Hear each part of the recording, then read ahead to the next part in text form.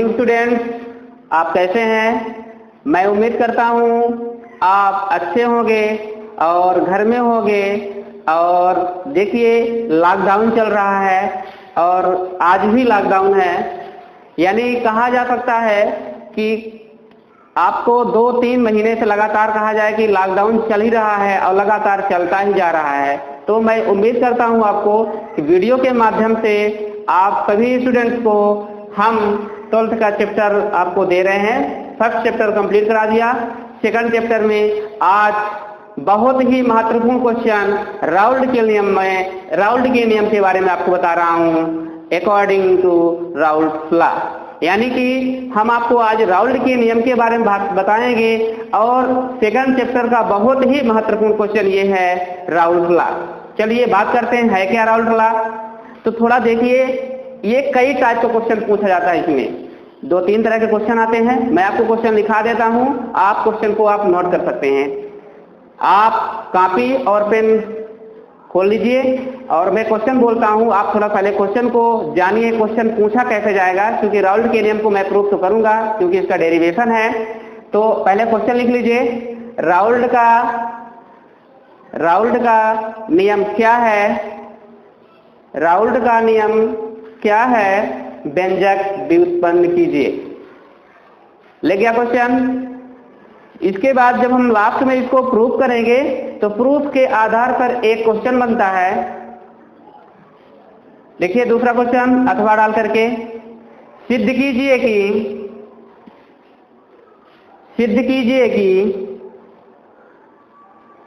किसी विलयन का आपेक्षिक वापदाप, सिद्ध कीजिए कि किसी विलयन का आपेक्षिक वापदाप अवनवन विलयन में उपस्थित विलेय के मोल प्रभाज के बराबर होता है। अवनवन विलयन में उपस्थित विलेय के मोल प्रभाज के बराबर होता है। फिर लास्ट में कभी क्वेश्चन ये पूछता है, तीसरा क्वेश्चन लिख लीजिएगा, राउल्ट का नियम क्या है? विलेय के अणुभार की गणना करना है। क्या पूछा जाएगा? राउल्ट का नियम तो पूछा जाएगा, लेकिन लास्ट में दूसरा टॉपिक डाल देगा विलेय के अणुभार की गणना। तो वहां पे फिर दूसरा पॉइंट आप सॉल्व करेंगे, विलेय के अणुभार की गणना यानी एमबी की गणना की जाएगी, मॉलिक्यूलर मास। तो चलिए हम राउल्ट के नियम की बात करता हूं। चलिए स्टूडेंट रेडी हो जाइए। जब किसी वाष्पशील द्रव में कोई अवापशील विलेय पदार्थ मिला दिया जाए तो विलयन का वापदाप कम हो जाता है। जैसा कि मैं मानता हूं ये क्या है, इसको अगर मैं पानी में डाल दूंगा तो क्या होगा? क्या उबलेगा? उबल करके क्या बाहर चला जाएगा? नहीं। अगर इसी के स्थान पर मैंने डस्टर का उपयोग किया रहता हूं तो अगर डस्टर पानी में डाल देता हूं तो क्या पानी में डस्टर उबल जाएगा? नहीं। तब क्या करेंगे? जब कोई वाष्पशील द्रव है, पानी को मैंने क्या कर रहा हूं? गर्म कर रहा हूं और उसी में थोड़ी सी एक डस्टर या लकड़ी डाल देता हूं, क्या उबलेगा? नहीं। तो क्या कहा इन्होंने? जब किसी वाष्पशील द्रव में कोई अवापशील विलेय पदार्थ मिला दिया जाए, जिसका मतलब विलेय ना हो सके, जो घुल ना सके, मैं उसको उसमें डाल दिया, कोई अवापशील विलेय पदार्थ मिला दिया जाए तो विलयन का वापदाप कम हो जाएगा। निश्चित रूप से पानी अगर उबल रहा है, मैं उसमें अगर लकड़ी डाल देता हूं या डस्टर डाल दूंगा तो क्या हो जाएगा? वो उबलना बंद हो जाएगा। तो समझ में आ गया इतना?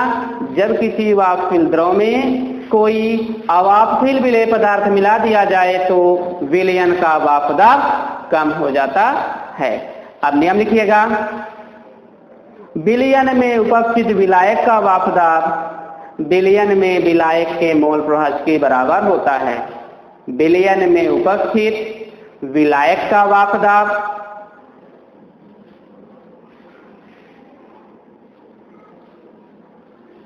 विलयन में विलायक के मोल प्रभाज के बराबर होता है। लिख गया? क्योंकि नोट करते रहिएगा, बहुत ही महत्वपूर्ण क्वेश्चन है, पेपर में आने वाला क्वेश्चन है राउल्ट लॉ। तो आप नियम लिख लिए होंगे। अब इसके बाद में बात करता हूं व्यंजक, डेरिवेशन। व्यंजक सॉल्व करिए बच्चों। लिखिएगा, विलयन में उपस्थित विलेय अवापशील है। विलयन में उपस्थित विलेय अवापशील है। विलयन में उपस्थित विलेय अवापशील है। अतः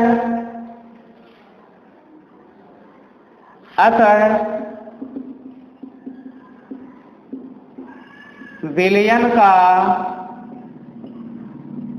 वाष्प दाब क्या होगा बच्चों? P होगा। विलयन का वाष्प दाब क्या होगा? P। विलयन में विलायक के वाष्प दाब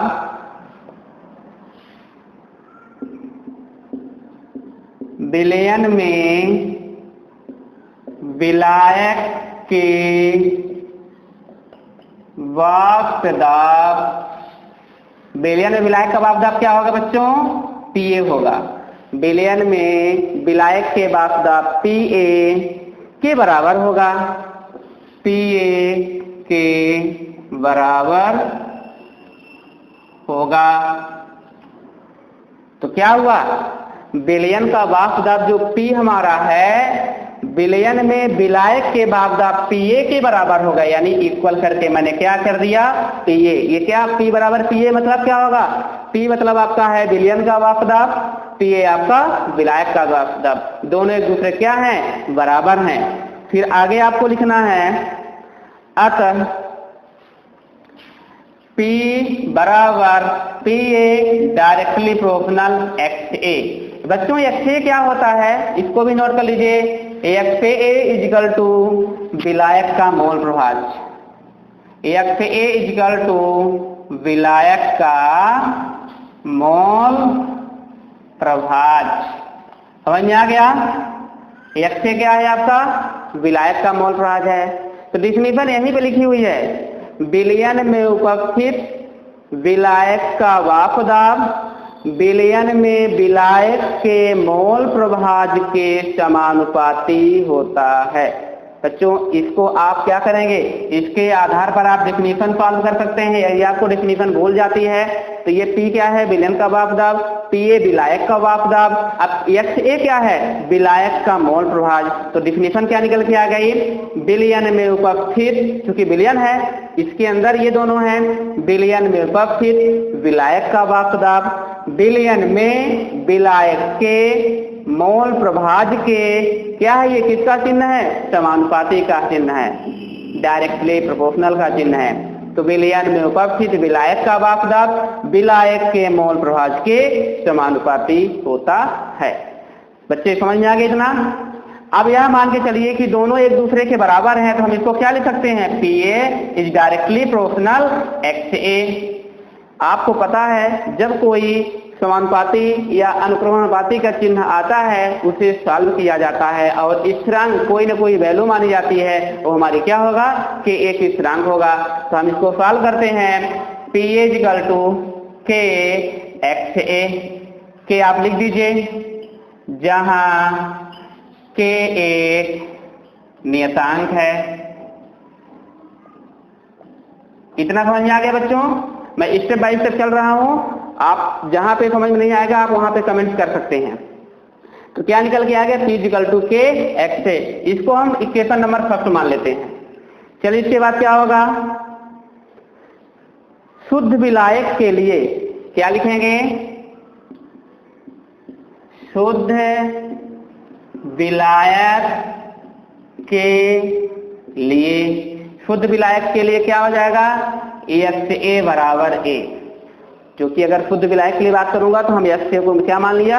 1 मान लिया। इसको सॉल्व कर लीजिए तो क्या निकल के आया? P equal to K into 1। इसको सॉल्व करेंगे तो क्या हो जाएगा? P equal to K। ठीक है बच्चों, समझ में आ गया कि नहीं आया?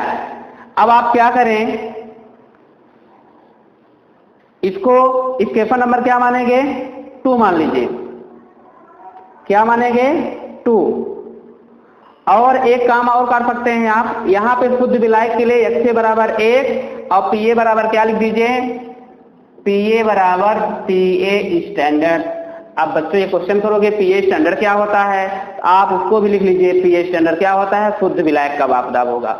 क्या होगा यहाँ पे, पीए स्टैंडर्ड आप लिख लीजिए, शुद्ध विलायक का वाष्प दाब। शुद्ध विलायक का क्या हो जाएगा, वाष्प दाब। इतना समझ में आ गया।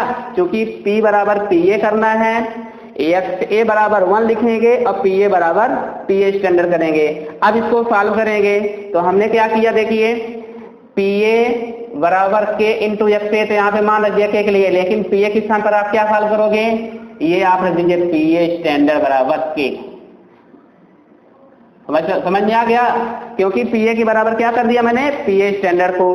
अब आप करिए K का मान समीकरण 1 में रखने पर लिख दीजिए यहाँ पे, K का मान समीकरण 1 में रखने पर रख दीजिए K का मान समीकरण 1 में। तो क्या हो जाएगा, जहां पे K लिखा होगा बच्चों वहां पे PA स्टैंडर्ड आपको कर देना है। तो आप यहाँ पे लिखने की कोशिश करिए, क्या हो जाएगा, देखिए समीकरण 1 कहाँ है आपका, ये है। PA बराबर K के स्थान पर क्या रखेंगे बच्चों, PA स्टैंडर्ड रखेंगे। PA स्टैंडर्ड डॉट, अब क्या बचा आपके पास, XA बचा है। तो मैंने क्या कर दिया, XA लिख दिया, इसके नंबर इसको 2 दे दिया। समझ में आ गया बच्चों। क्या समीकरण नंबर 2 समझ में आया, कहाँ पे आया, शुद्ध विलायक के लिए XA बराबर 1, PA बराबर PA स्टैंडर्ड कर दिया। PA स्टैंडर्ड होता क्या है, शुद्ध विलायक का वाष्प दाब है। अब PA क्या होता था, विलायक का वाष्प, देखिए लिखा हुआ है यहाँ पे PA विलायक का वाष्प दाब। अगर स्टैंडर्ड लगा देंगे तो शुद्ध शब्द का उपयोग कर दिया जाएगा। तो समीकरण 2 आ गया। इसके बाद चलते हैं, यदि विलेय का मोल प्रभाव XV हो, आप मोल प्रभाव में आपको पढ़ा चुका हूं, मोल फ्रैक्शन में आपको बताया था, यदि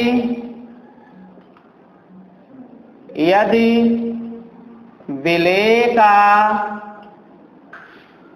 मोल प्रभाव XV, यदि विलेय का मोल प्रभाव क्या हो, XV हो, तो फार्मूला क्या निकल गया है, याद है, कोई बताएगा क्या। यदि विलेय का मोल प्रभाव XV हो तो आपको मैंने मोल फ्रैक्शन में पढ़ा चुका हूं, कोई फार्मूला बताओ, XA plus XV equal to क्या होता है 1, XA plus XV equal to 1। इसको सॉल्व करिए तो क्या हो जाएगा, XA equal to 1 minus XV के। आ गया, ये समझ में आ गया इतना। अब आगे चलते हैं, XA का मान समीकरण 2 में रखने पर लिखिए, XA का मान समीकरण 2 में रखने पर, समझ में आ रहा है बच्चों। XA का मान कहाँ रखेंगे, समीकरण 2 में रख दीजिए। तो चलिए रखिए, PA equal PA standard dot XA के स्थान पर हम क्या लिखेंगे, 1 माइनस XV। अब यहाँ पे यह देखना है आपको है कि जो PA स्टैंडर्ड है 1 में भी मल्टीप्लाई होगा और PA स्टैंडर्ड जो है XV में भी मल्टीप्लाई होगा, यानी दोनों में मल्टीप्लाई होगा, ध्यान दीजिएगा। तो सॉल्व करिए इसको, PA equal to PA standard minus PA standard XV। समझ में आ रहा है, पुनः पूछ लीजिए, आपको अगर नहीं समझ में कमेंट करना है आपको। यदि कमेंट नहीं करेंगे तो मैं कैसे जानूंगा कि आपके समझ में आया कि नहीं। तो आपको यदि समझ में आ गया हो तो अच्छी बात है, यदि नहीं आया हो तो आप कमेंट करिए। देखिए क्या है, PA आपका वही लिखा हुआ है, PA स्टैंडर्ड को हमने 1 में मल्टीप्लाई कर दिया तो PA स्टैंडर्ड हो गया, माइनस PA स्टैंडर्ड को हमने XV में मल्टीप्लाई किया, PA स्टैंडर्ड XV आ गया। अब यहाँ पे क्या करना है बच्चों, पक्षांतर कर देना। थोड़ा सा क्या होगा, हम इसको उठा करके इधर रखेंगे और एम्पर आ जाएगा आपका। ये देखिए कैसे, इसको आप ये देखिए बराबर के उधर साइड है, अभी मैं इसको इधर लाऊंगा तो क्या होगा, जो माइनस में वैल्यू होती है वो क्या हो जाएगी, पॉजिटिव में हो जाएगी, नेगेटिव है तो पॉजिटिव हो जाएगी। तो कैसे होगा ये देखिए, PA स्टैंडर्ड XB ये बराबर आपका चिन्ह है तो बराबर वही रहेगा। और इसके बाद इसको हम लिख देते हैं PA स्टैंडर्ड। इतना समझ में आ गया क्या? इसको मैंने बराबर के इधर लाया तो क्या हुआ, ये माइनस में था तो क्या हुआ, प्लस में हो गया। ये वैल्यू जैसी है वैसे ही बराबर के उधर साइड है तो रखी हुई है। ये आपका PA है, बराबर के इधर साइड है, पॉजिटिव में है, और उधर रखेंगे तो क्या हो जाएगा, नेगेटिव में आ जाएगी। तो हम इसको क्या करेंगे, -PA लिख देते हैं। आया समझ में कि नहीं आया? आप कमेंट कर सकते हैं। यदि आपके समझ में नहीं आया तो आप पूछिए, जरूर पूछिए, मैं बताऊंगा कैसे हुआ। बराबर के उधर साइड है, इसकी वैल्यू मैंने इधर साइड लाया तो माइनस में है तो प्लस में आ गया। ये PA स्टैंडर्ड आपका वही है, बराबर के वहां पे जहां पे था उसी स्थान पे है। अंतर सिर्फ ये है, ये PA धनात्मक में है, उधर जाएगा तो ऋणात्मक में। अब आपको ये भी पता है कि जब कोई वैल्यू मान लीजिए मल्टीप्लाई में रहता है और पक्षांतर उधर नीचे भेजते हैं तो भाग में चला जाता है, डिवाइड में पहुंच जाता है। मुझे चाहिए क्या, XB, तो मैंने XB को निकाल लूंगा यहाँ से। XB is equal to PA standard minus PA upon PA standard. यही है आपका राउल्ट लॉ। समझ में आ गया बच्चों? देख लीजिए, XB बराबर PA standard minus PA upon PA standard. अब क्या करना है आपको, समीकरण आपका 1 हुआ, ये 2 हुआ, समीकरण आपका XA का मान समीकरण 3 में रखा, 2 में रखा तो क्या निकल के आया, आपका ये मान आया। और इसको समीकरण 3 में मैंने क्या हुआ, प्रूव कर दिया। आप लास्ट में लिख सकते हैं, समीकरण 3 को राउल्ट के नियम का व्यंजक कहते हैं। लिखना तो आप लिख दीजिए, समीकरण 3 को राउल्ट के नियम का व्यंजक कहते हैं। आगे समझ बच्चों? पुनः एक बार थोड़ा देख लीजिए, रिवाइज कर लीजिए। जब किसी वाष्पशील द्रव में कोई अवाष्पशील विलेय पदार्थ मिला दिया जाता है तो विलयन का वाष्प दाब कम हो जाता है। विलयन में उपस्थित विलायक का वाष्प दाब विलयन में विलायक के मोल प्रवाह के समानुपाती होता है, ये लिखा हुआ है। विलयन में उपस्थित विलेय अवाष्पशील है, विलयन का अतः विलयन का वाष्प दाब P और विलयन में विलायक के वाष्प दाब PA के बराबर। तो इसका इतने की हिंदी मैंने क्या लिया, P बराबर PA कर दिया। इसके बाद देखिए बच्चों, फार्मूला यहाँ पे परिभाषा निकल के आ गई।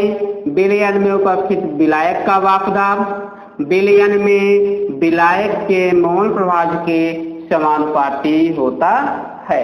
आया समझ में? इसके बाद क्या हुआ, ये जब दोनों एक दूसरे के बराबर हैं, हमने PO के लिया, PA is directly proportional XA। समानुपाती चिन्ह को मैंने क्या किया, हटा दिया, उसके स्थान पर कोई नियतांक लाऊंगा। नियतांक भी कई प्रकार के होते हैं, यहाँ पे नियतांक R का उपयोग कर रहा हूँ। जब आप 3rd चैप्टर में पढ़ेंगे तो कोई गामा आएगा, कोई रो आएगा, कोई कप्पा आएगा, ठीक है। इस प्रकार से मतलब नियतांक होते हैं। स्थिरांक आएगा, प्रतिरोध आएगा, तो यहाँ पे K का उपयोग किया गया। शुद्ध विलायक के लिए XA बराबर 1 और PA बराबर PA स्टैंडर्ड। आप यहाँ पे डायरेक्ट कर सकते हैं, एक बार मैंने XA का मान रखा, एक बार PA का रखा, आप दोनों एक बात कर सकते हैं। XA के स्थान पर 1 रख देंगे और PA के स्थान पर PA स्टैंडर्ड कर देंगे तो आपका डायरेक्ट माना जाएगा PA standard equal to K। Solve कर सकते हैं, देख लीजिए, PA बराबर K इंटू 1 रखा, PA बराबर K बचा। अब PA को मैंने क्या माना, PA स्टैंडर्ड, तो क्या हो जाएगा, PA standard equal to K। ये PA स्टैंडर्ड है क्या, शुद्ध विलायक का वाष्प दाब है। फिर कहा गया K का मान समीकरण 1 में रखने पर, यानी ये जो K है इसका मान समीकरण 1 में रख देंगे तो समीकरण 2 निकल के आ गया। देखिए, PA बराबर PA स्टैंडर्ड XA हमारा क्या है, PA आपका वही है, PA स्टैंडर्ड कहाँ पे आया, क्योंकि K के स्थान पे हमने PA स्टैंडर्ड का उपयोग कर लिया और XA निकल के आ गया, समीकरण आपका 2 निकल के आया।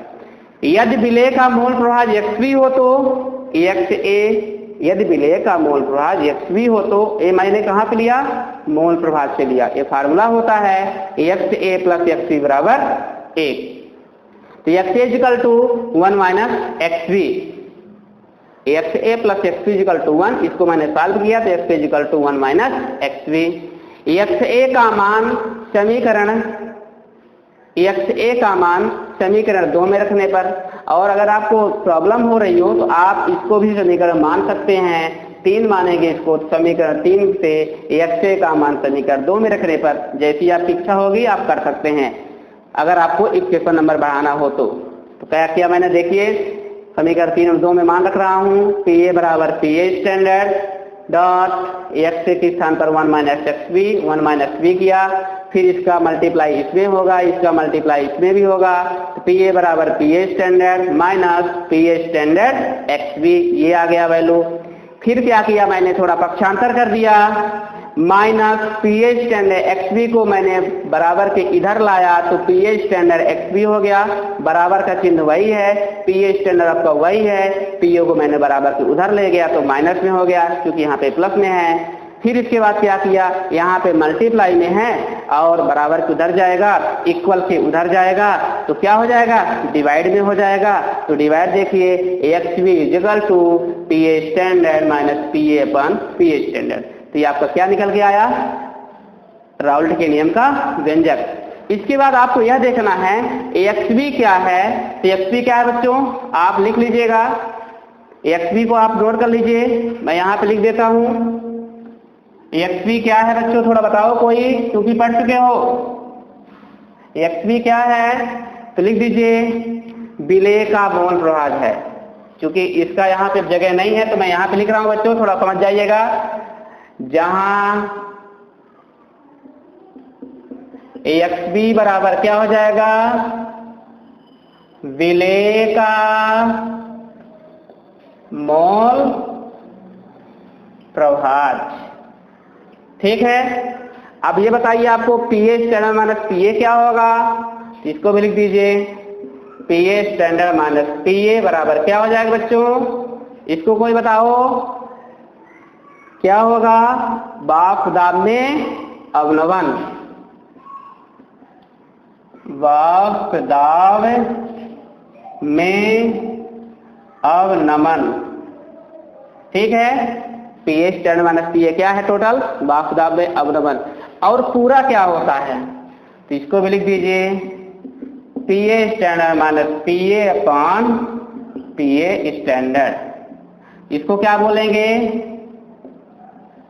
वाष्प दाब में आपेक्षिक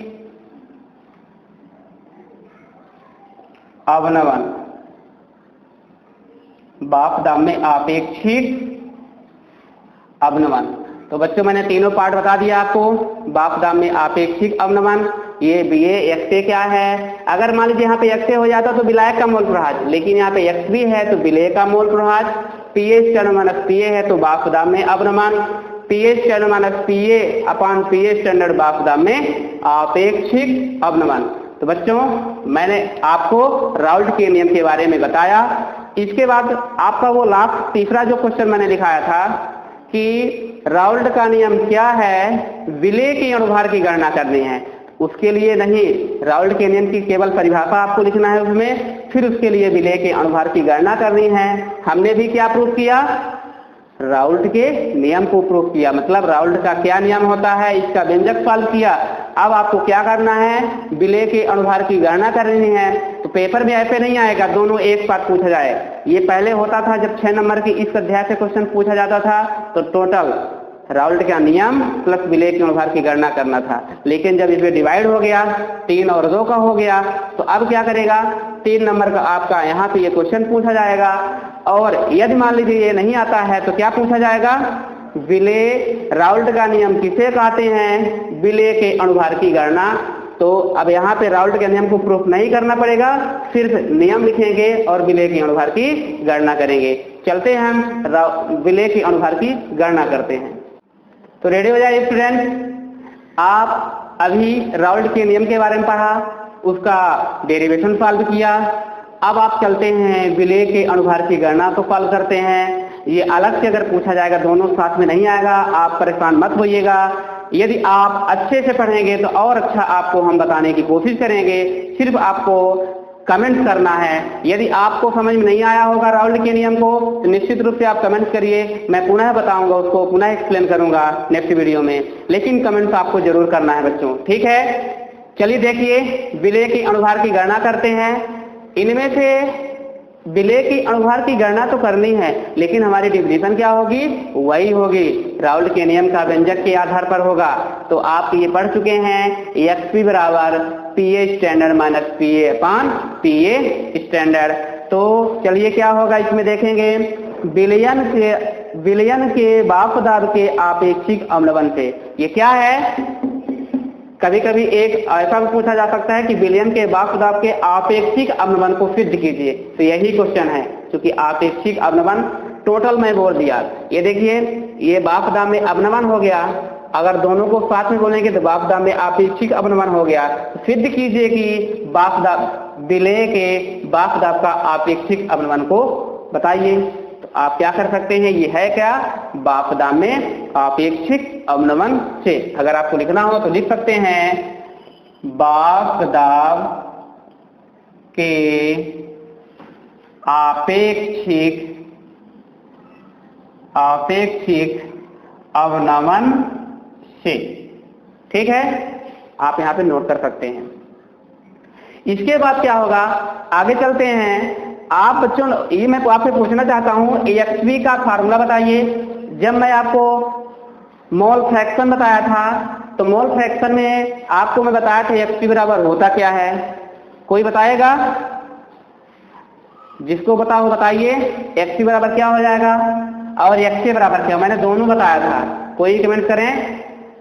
चलिए देखिए, N upon N A plus N B, ये किसका है? मोल फ्रैक्शन का डिफिनीशन है। किसी एक घटक के मोल, मतलब मोल प्रभाज किसी एक घटक के मोलों की संख्या तथा विलयन में उपस्थित कुल घटक के मोलों की संख्या का अनुपात मोल प्रभाज कहलाता है। समझ आ गया? क्योंकि यही एक्सवी है। और आप यहाँ पे लिख सकते हैं, PA standard minus P upon PA standard बराबर N B upon N A plus N B बराबर एक्सवी के। लिख सकते हैं क्या? ऐसा लिख सकते हैं, PA standard minus PA upon PA standard equal N B upon N A plus N B equal XV के। हो सकता है क्या? हाँ, हो सकता है। क्यों? क्योंकि एक्सवी बराबर ये होता है, एक्सवी बराबर ये भी होता है। तो मैंने क्या किया, PA standard minus PA upon PA standard equal to N B upon N A plus N B equal XV के। चलिए इसको सॉल्व करते हैं। अब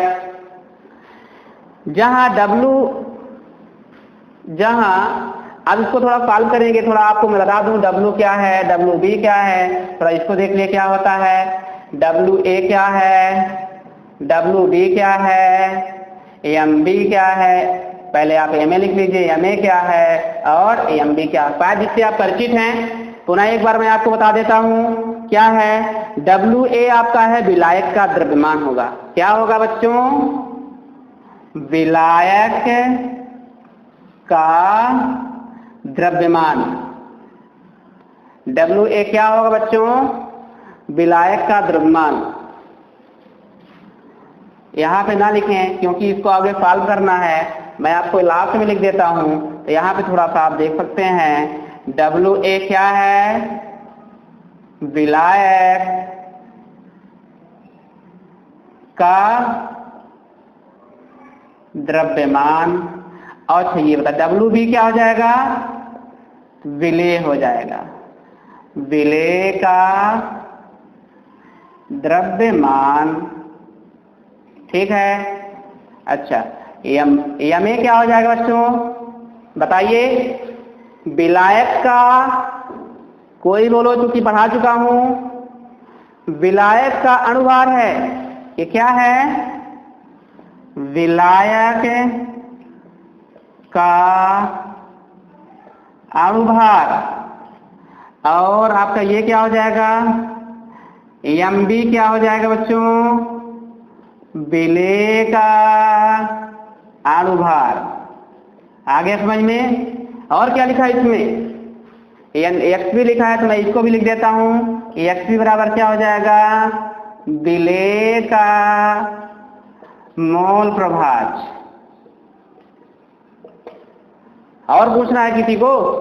क्या होगा? एन ए क्या होगा? एन ए और एन बी, चूंकि स्मॉल एन जो होता है मोलों की संख्या होती है, यदि ए लग जाएगा तो विलायक के मोलों की संख्या बन जाएगा, और बी हो जाएगा तो विलेय के मोलों की संख्या। क्योंकि जब तक आपको ये नहीं पता होगा बेसिक, तो आप व्यंजक सॉल्व करने में कठिनाई हो सकती है, प्रॉब्लम हो सकती है। तो एन ए और एन बी आप बता सकते हैं, तो लिख दीजिए आगे। एन ए बराबर क्या हो जाएगा? विलेय के मोलों की, विलायक हो जाएगा, विलायक के मोलों की संख्या, और एन बी क्या हो जाएगा? विलेय के मोलों की संख्या।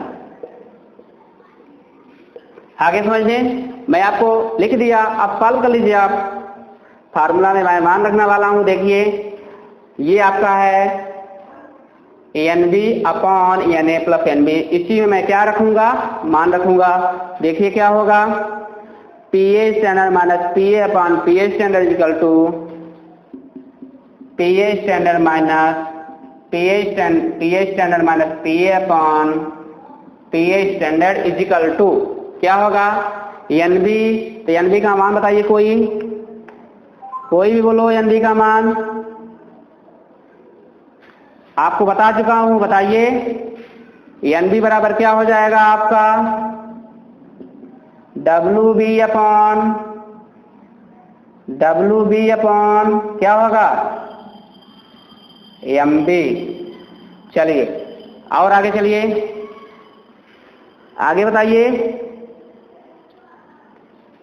एन ए का मान बताइए। ए लिखा है, याद रखना। यानी डब्ल्यू ए अपॉन क्या हो जाएगा? डब्ल्यू बी प्लस, पुनः बताइए मान क्या होगा? कोई बोलो,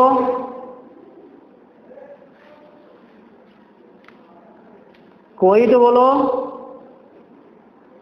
किसको पता है? यहां पे एम बी होगा, इसके बाद क्या होगा? आपका मान लिखा हुआ है W B upon M B. M A बोलते लिख दीजिए, ये डब्ल्यू अपॉन एम ए। चलिए आगे, इतना समझ में आ गया कहां पे आया? ये इस फार्मूला से आया है। क्या लिखा है? डब्ल्यू बी बराबर हो जाता है डब्ल्यू एन बी बराबर हो जाएगा W B upon M B. Raoult के नियम को बता रहा हूं, इसके पहले मोल प्रभाज बताया था, मोल प्रभाज में पूरा मान लिखा हुआ है। एन बी का मतलब क्या हो जाएगा? W B upon N B. N A का मतलब क्या हो जाएगा? W A upon M A. और एन बी का मतलब क्या हो जाएगा? W B upon M B. अब आपको लास्ट में लिखना है, क्या लिखना है? आपकी तनु विलयन के लिए N B is less than N A. क्या होगा? आपकी तनु विलयन के लिए, आतितम विलयन के लिए N B is less than N A. इसका मतलब क्या हो जाएगा? एन बी की तुलना में क्या है? ये एन बी की तुलना में एन ए क्या है? बड़ा है। मतलब छोटा कौन होगा आपका? N B. तो हम क्या करेंगे? लास्ट में आप लिख दीजिए कि एन बी को एन ए की तुलना में नगण्य मानने पर, यानी एन बी को एन ए की तुलना में क्या मान लेंगे? नगण्य मान लेंगे। तो क्या हो जाएगा आपका? आपका क्या हो जाएगा लास्ट में? P A standard minus P A upon P A standard equal to हर में, कहाँ पे? हर में।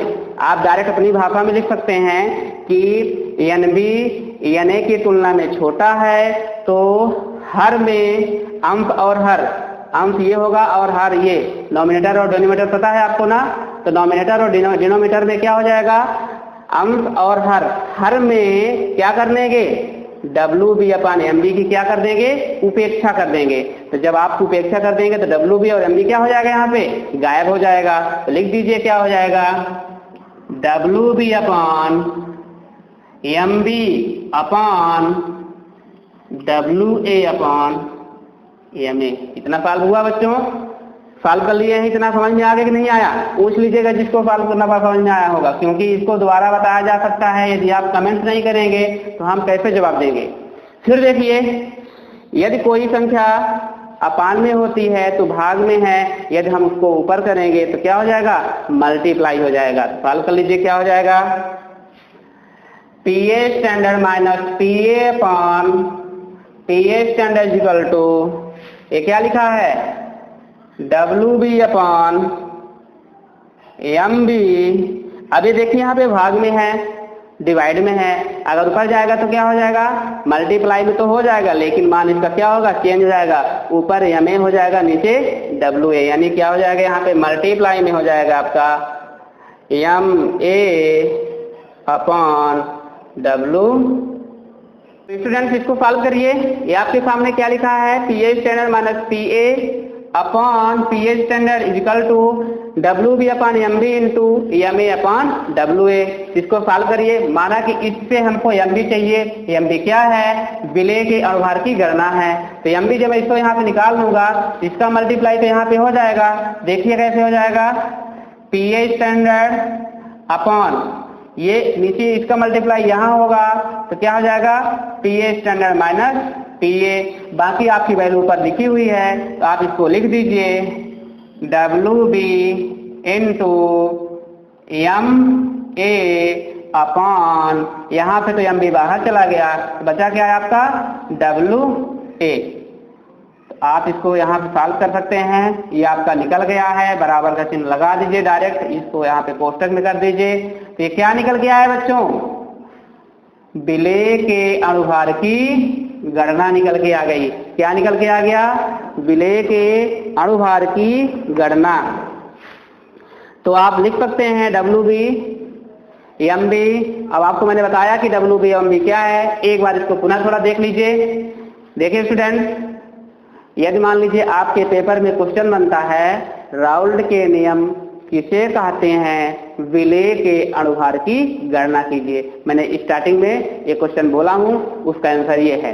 तो राउल्ट के नियम की परिभाषा क्या हो जाएगी, विलयन में उपस्थित विलायक का वाष्पदाब विलयन में विलायक के मोल प्रभाज के समानुपाती होता है। और लास्ट में आप फार्मूला लिख देंगे, P बराबर P A is directly proportional x से। इसके बाद क्या करना है, यदि आपको आपेक्षिक अवनमन का वाष्पदाब के आपेक्षिक अवनमन का फार्मूला लिखना है, तो आप लिख दीजिए एक्स पी बराबर P A standard minus P ए। अब निकालना क्या है, विलेय के अनुभार की गणना।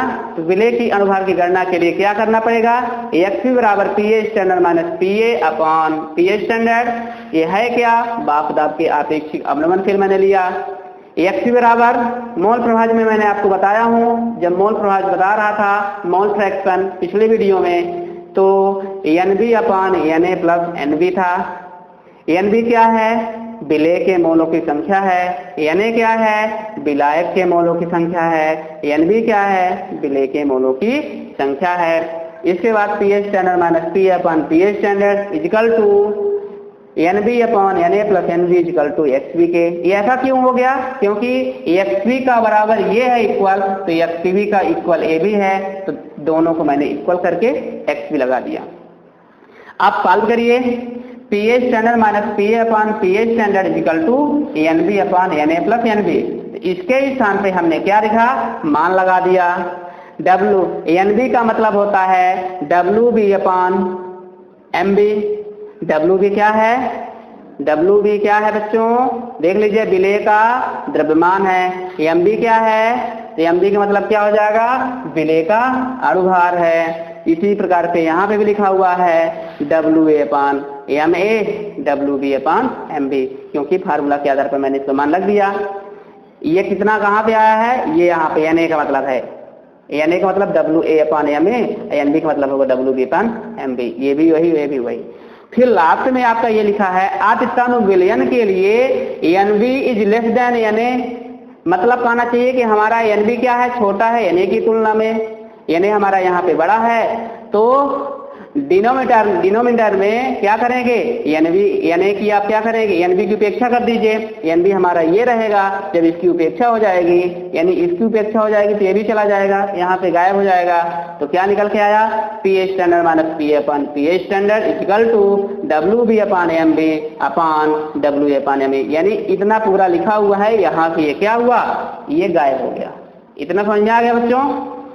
अब ये आपको समझ में आ गया है, यहाँ पे डिवाइड में है, यदि हम उसको क्या करेंगे, मल्टीप्लाई में करेंगे तो क्या हो जाएगा, वैल्यू चेंज हो जाएगी, एम ए ऊपर हो जाएगा, डब्ल्यू ए नीचे।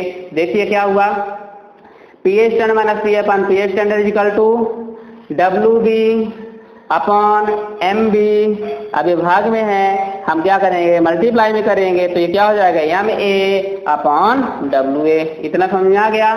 यदि आपको इतना समझ में आ गया है तो अब आपको क्या करना है, यहाँ से विलेय के अणुभार यानी एम बी को आप बाहर कर लीजिए। यदि मैं यहाँ के एम बी को बाहर करता हूँ फिर क्या बचेगा पे आपके पास, ये इतना बचा है, इसका मल्टीप्लाई आप इसमें कर दीजिए और इसका मल्टीप्लाई इसमें। तो मैंने देखिए मल्टीप्लाई कर रहा हूँ, P A standard into W B into M A upon P A standard minus P A, ये है, और बचा क्या है आपका एम ए, क्या है आपका डब्ल्यू ए। तो ये क्या निकल के आया, विलेय के अणुभार की गणना। लास्ट में आप लिख दीजिए क्या लिखना चाहते हैं, इस व्यंजक की सहायता से, इस व्यंजक की सहायता से विलेय के अणुभार की गणना की जा सकती है। विलेय के अणुभार गणना की जा सकती है। तो बच्चों ये आपका क्या खत्म हुआ, विलेय के अणुभार की गणना। तो इस वीडियो मैंने आपको क्या बताया, राउल्ट के नियम को बताया, राउल्ट लॉ बताया। आपके इस चैप्टर में बहुत ही महत्वपूर्ण क्वेश्चन और बहुत ही सरल, क्या है कि डेरिवेशन है जरूर, लेकिन इंपॉर्टेंट क्वेश्चन है। हम इसको इंपॉर्टेंट भी मानते, वेरी इंपॉर्टेंट क्वेश्चन है, क्योंकि पेपर में निश्चित रूप से आ भी चुका है और उम्मीद भी रखिए कि आएगा। यदि आप इसको समझने की कोशिश करेंगे तो निश्चित रूप से समझ में आएगा। जो वर्ड जहाँ पे नहीं समझ में आया होगा, यानी जो कोई भी पार्ट यहाँ पे आपको अगर नहीं समझ में आ रहा है, मान लीजिए यही नहीं समझ में आ रहा कि डब्ल्यू ए क्या है, एम ए क्या है, एन बी क्या है, तो मैंने इसको लिख भी दिया हूँ और आप नीचे कमेंट्स भी करेंगे। यदि आप कमेंट करेंगे तो हम आपको उसका जवाब निश्चित रूप से देंगे, रिप्लाई करेंगे। तो आप राउल्ट के नियम को अच्छे से पढ़िए। इसके बाद मैं आपको फ्रीजिंग पॉइंट पढ़ाऊंगा और एक और है बर्कले हार्टले विधि है, यानी मेथड ऑफ बर्कले हार्टले, तो इसके बारे में बताऊंगा। एक और है आपका एलिवेशन इन बॉइलिंग पॉइंट, यानी क्वथनांक में उन्नयन। फ्रीजिंग पॉइंट का मतलब होता है हिमांक में अवनमन। और एक और क्या था, बर्कले हार्टले विधि, इसको हम आपको नेक्स्ट वीडियो में बताएंगे। तो वीडियो देखने के लिए आपको धन्यवाद। आप जाकर अच्छे से घर में पढ़ें, समझें और क्वेश्चन करें जो आपके समझ में नहीं आया हो। Thank you students.